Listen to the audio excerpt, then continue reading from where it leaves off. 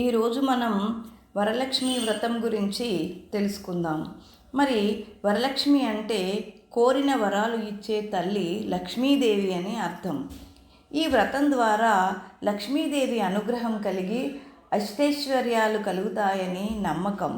వివాహిత స్త్రీలు తమ కుటుంబ సభ్యుల శ్రేయస్సు కొరకు ఈ వ్రతాన్ని ఆచరిస్తారు.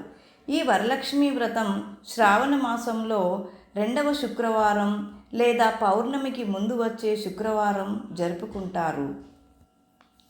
ఈ వరలక్ష్మి వ్రతాన్ని ఆచరించడానికి ఎలాంటి నియమనిష్టలు అవసరం లేదు. నిర్మలమైన భక్తి, ఏకాగ్రత ఉంటే చాలు. వరలక్ష్మి వ్రతం ఆచరించే రోజు వేకువజామున నిద్రలేచి ఇల్లు వాకిలి శుభ్రపరిచి ముగ్గులు వేయాలి. తలస్నానం చేసి గుమ్మాలకు పసుపు బొట్లు పెట్టి అలంకరించాలి. పూజా గదిలో కానీ ఇంటిలో ఒక మూల కానీ మంటపాన్ని సిద్ధం చేసుకోవాలి. ఈ మండపంపై బియ్యం పిండితో ముగ్గు వేసి కలశం ఏర్పాటు చేసుకోవాలి. అమ్మవారి ఫోటో కానీ రూపును కానీ తయారు చేసి అమర్చుకోవాలి. పూజా సామాగ్రి, అక్షతలు, తోరాలు, పసుపు గణపతిని సిద్ధం చేసుకొని మండపం వద్ద ఉంచాలి. మరి తోరం అంటే తెల్ల దారాన్ని 5 లేక 9 పోగులు తీసుకొని దానికి పసుపు రాసి ఆ దారానికి 5 లేక 9 పూలు కట్టి ముడులు వేసి తోరాలు తయారు చేసుకోవాలి. పూజ ప్రారంభించే ముందు గణపతిని ప్రారంభించి దీపం వెలిగించి కేశవనామాలను స్మరిస్తూ ఆచమనం చేసి సంకల్పం, కలశ పూజ చేయాలి. పద్మాసనే పద్మకరే సర్వలోకైకపూజితే నారాయణ ప్రియే దేవి సంప్రీత భవ సర్వదా అనే శ్లోకంతో ధ్యానం చేసి మనసును ఏకాగ్రతలో ఉంచుకొని షోడశోపచారాలు చేయాలి. అంటే ఆవాహనం, ఆసనం, పాద్యం, ఆర్ఘ్యం, ఆచమనీయం, స్నానం, వస్త్రయుగ్మం, యజ్ఞోపవీతం, గంధం, పుష్పపూజ, ధూపం, దీపం.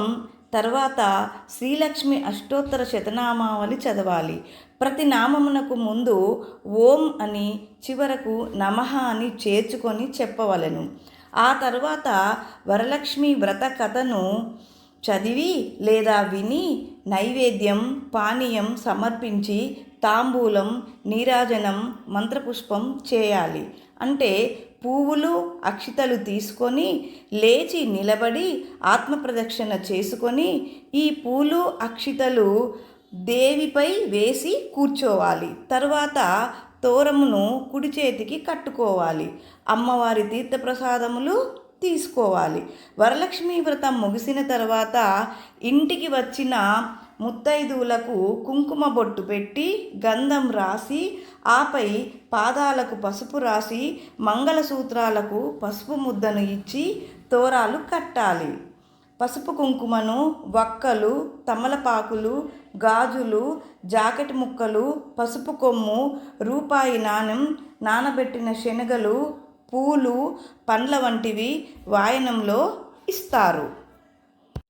వాయనం ఇచ్చేటప్పుడు తమలపాకు తొడిమెలు వాయనం ఇచ్చేవారి వైపు, కొసలు వాయనం తీసుకునే వారి వైపు ఉంచి వాయనం ఇచ్చి వారి ఆశీర్వాదం తీసుకోవాలి. చిన్నవారైతే వారి గాజులకు నమస్కారం పెట్టాలి.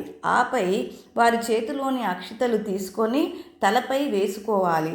ఇలా మనస్ఫూర్తిగా వరలక్ష్మి వ్రతం తర్వాత వాయనం ముత్తైదువులకు ఇస్తే వరలక్ష్మీదేవి అనుగ్రహం సంపూర్ణంగా లభిస్తుందని పెద్దలు, అనుభవజ్ఞులు, జ్యోతిష నిపుణులు అంటున్నారు.